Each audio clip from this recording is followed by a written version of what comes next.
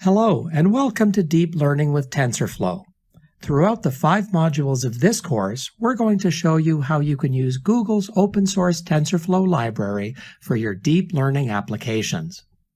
In Module 1, after introducing you to the Tensorflow library and walking you through a Hello World example, we'll go over a few basic machine learning algorithms. This will include linear regression and logistic regression. It will help you to understand the fundamentals of TensorFlow and data flow graphs. In Module 2, we'll introduce you to the convolutional neural network, a powerful model that's capable of object recognition. Like the brain, it works by passing the inputs through a sequence of increasingly complex layers.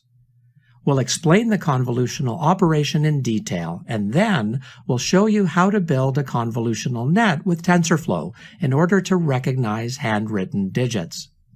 In Module 3, we'll provide an overview of sequential data and recurrent neural networks, as well as the long short-term memory model.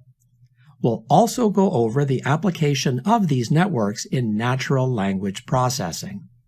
In Module 4, we'll introduce you to unsupervised learning.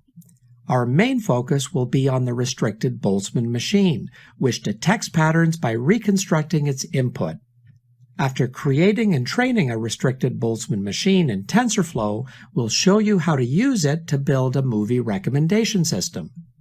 And finally, Module 5 will explain the concept of an autoencoder, an unsupervised learning model for detecting patterns.